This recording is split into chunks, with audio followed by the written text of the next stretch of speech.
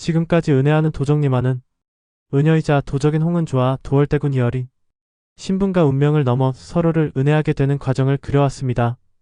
오해로 시작된 두 사람의 인연은 뜻밖의 입맞춤으로 깊어졌고 혼례와 신분의 벽 앞에서 엇갈리며 지울 수 없는 상처를 남겼습니다. 그러나 영혼체인지라는 기이한 사건을 통해 서로의 진심을 확인하게 되었고 이열의 청혼으로 다시 이어질 듯했던 관계는 이번에는 홍은조의 아버지 홍민직의 반대로 또다시 멈춰 서게 됐습니다. 이제 이야기는 본격적인 이막으로 접어들고 있습니다. 앞으로의 전개를 예상해 보겠습니다. 앞으로 가장 먼저 드러날 핵심은 홍은조의 도적이라는 이중적인 정체입니다.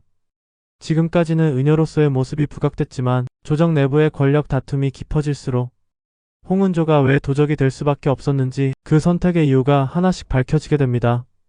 그녀의 도적 행위는 단순한 범죄가 아니라 탐과 놀이의 재물을 빼앗아 백성에게 돌려주는 일이었지만 조정 대신들에게는 이열을 흔들 수 있는 치명적인 약점이 됩니다. 이열은 이 사실을 알게 된 뒤 처음으로 대군으로서의 책임과 한 사람의 남자로서의 감정 사이에서 극심한 갈등에 빠지게 됩니다. 홍은조를 지키면 정치적으로 몰락할 수 있고 권력을 선택하면 사랑을 포기해야 하는 상황입니다. 겉으로는 홍은조에게서 물러난 듯 보이지만 이열은 뒤에서 그녀의 과거와 조정의 부패 구조를 추적하기 시작합니다. 이는 사랑이 아닌 같은 방향을 바라보는 동지로서의 선택이었습니다. 한편 홍은조 역시 더 이상 보호받는 존재로 남지 않습니다. 아버지 홍민직의 반대는 단순한 부정이 아니라 과거 궁에서 벌어진 비극과 깊게 연결돼 있음이 드러납니다. 홍민직은 젊은 시절 권력 다툼 속에서 모든 것을 잃었고 그 두려움 때문에 딸만큼은 걸로 보내고 싶지 않았던 것입니다.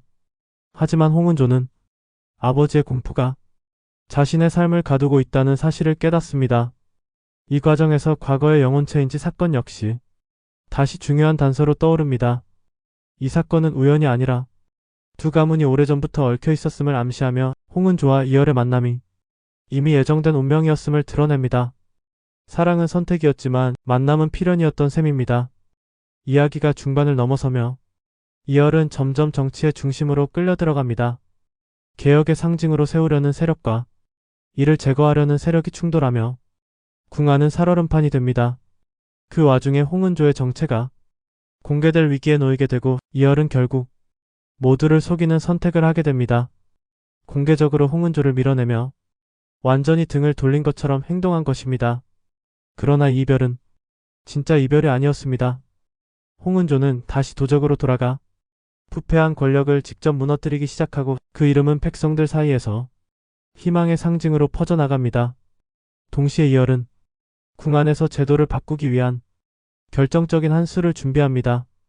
두 사람은 서로 다른 자리에 있지만 같은 목표를 향해 나아가고 있었습니다.